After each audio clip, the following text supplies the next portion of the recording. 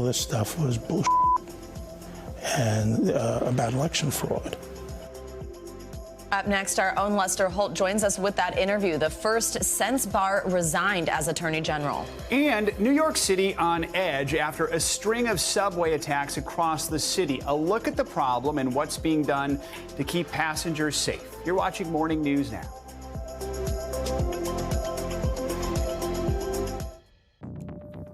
Welcome back. The latest out of Ukraine just ahead, including the situation at a nuclear power plant that caught fire overnight. It's now under the control of Russian forces.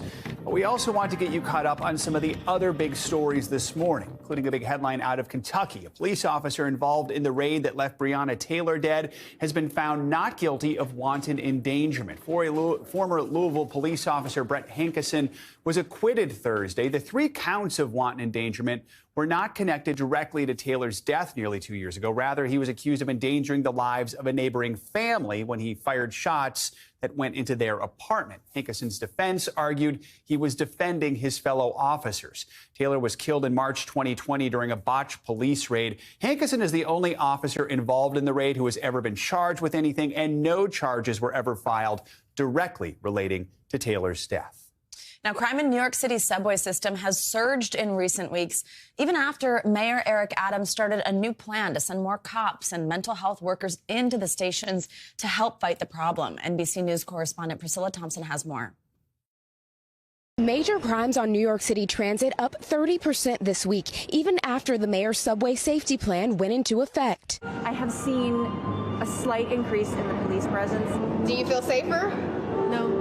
I feel fine. A little. The safety plan announced 2 weeks ago sent 1,000 more police officers and teams of health workers into the city's subway system. Public safety and justice, they are the prerequisite to prosperity. While enforcement has gone up, with the NYPD reporting 64% more arrests since the week before, according to NBC New York, crime remains a problem. In Queens, a 57-year-old woman was viciously attacked with a hammer and robbed as she entered a subway station. She told me she had been telling the perpetrator, stop, stop, but apparently he just kept hitting her over the head and then ran off with the bag. Police arrested 57-year-old William Blount days later on an attempted murder charge. We could not immediately reach Blount or his attorney for comment. And on the day the plan went into effect, a man smeared human feces in a 43-year-old woman's face at a Bronx subway station. That's an horrific experience for anyone to go through. Human waste, someone spitting in your face,